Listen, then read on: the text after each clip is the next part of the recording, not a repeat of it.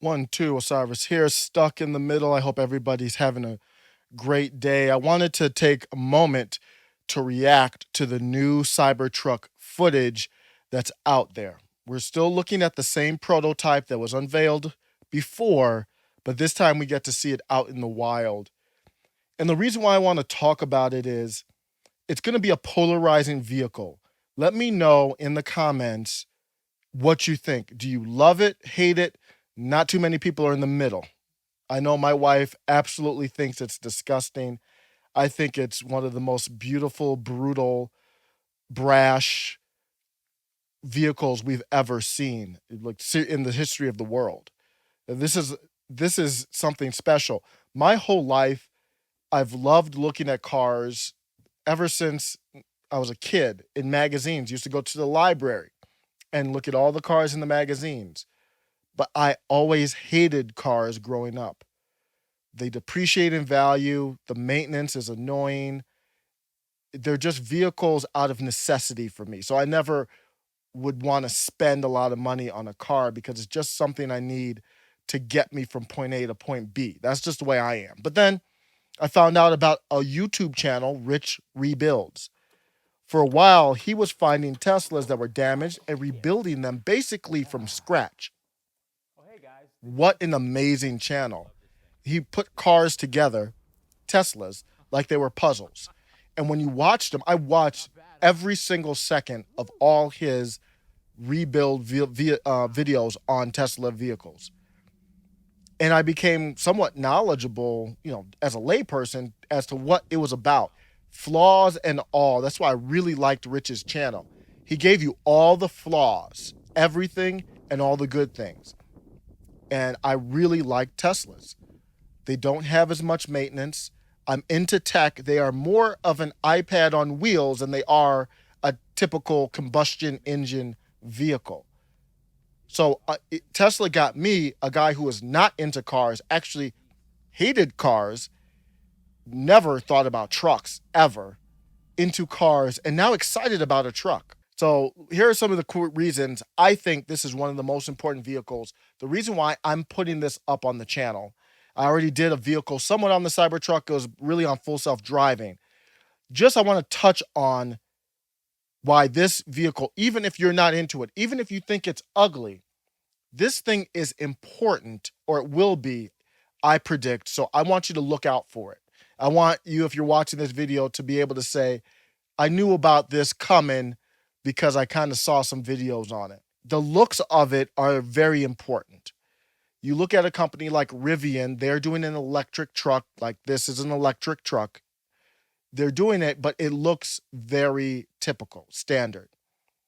It's important about the looks here because the looks are going to stand out. If you're driving down the street in a Rivian, it might get people looking at it a little bit because they might have never seen it before. But this is a whole different thing. This is taking us to a new space and time and era of electric vehicles. The first few people who have Cybertrucks are going to get a lot of people crowding around, looking at it. And that's important because Tesla doesn't do any marketing. And that's going to be what happens in business is people copy success.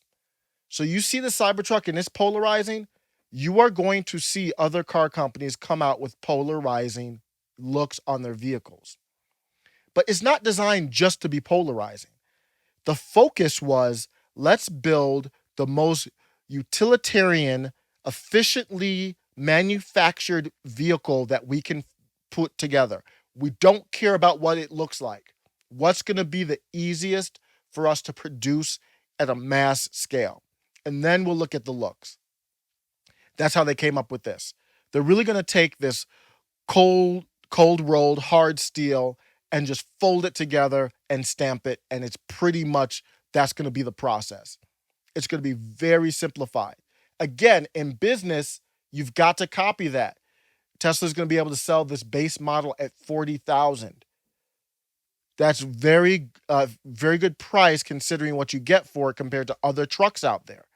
People think Teslas are like $200,000, $100,000. No, they're getting the price down.